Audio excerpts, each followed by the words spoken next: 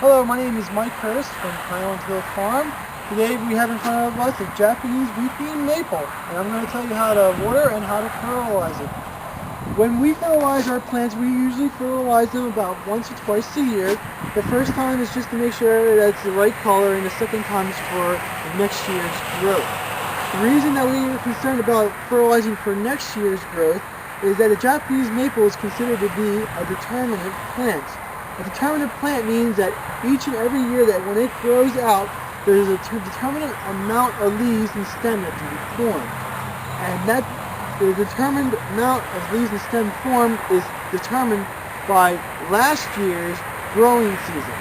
If the growing season from last year was a good growing season, the plant makes many new leaves and stem parts for the next year. And those new leaves and stem are stored in the bud. So when the bud forms, it's very important that it has enough water and enough fertilizer in the system of the plant to make lots of new parts for next year.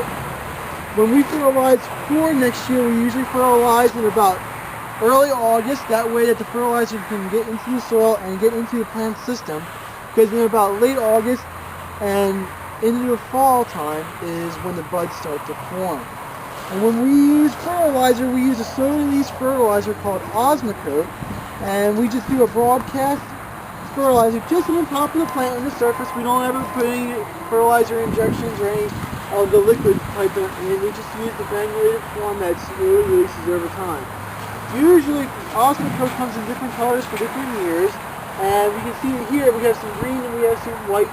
The green stuff's from this year, the white stuff's from the other year. That way we know if we fertilized it or not.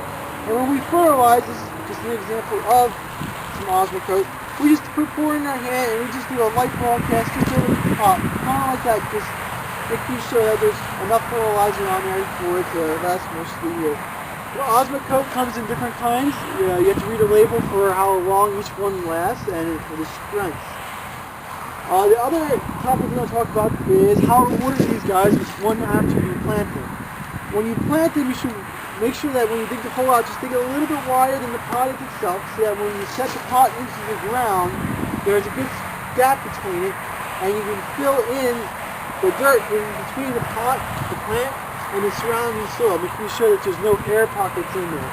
You don't want to compact the soil around.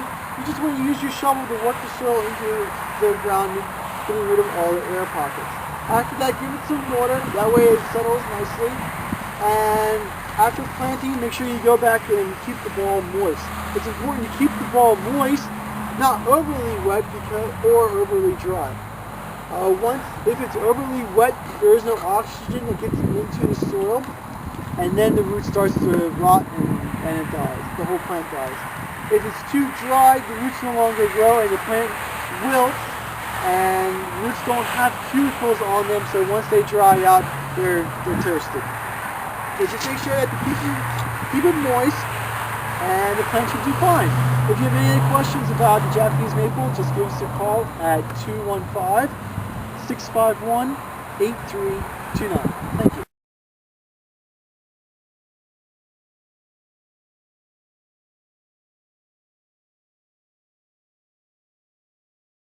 Nursery and greenhousing operations on Route 313 in Fountainville. And if you want to come and tour this barn, just give us a call at 215-651-8329 and we'll arrange for you to have a tour of the barn. It's not a problem. We don't mind letting people come and take a look at it. You know, it's an old historic structure and it's available for you to view and come and walk through. And while you're here, you can look at our trees, plants, and shrubs that you can see at our nursery. We grow thousands of trees, plants, and shrubs here on Route 313. We have greenhouses, and we also have an old pig pen. That's our office now, is an old pig pen. So you can come to the farm on Route 313 and get a farm tour. Anytime, just call us at 215-651-8329. Bye-bye.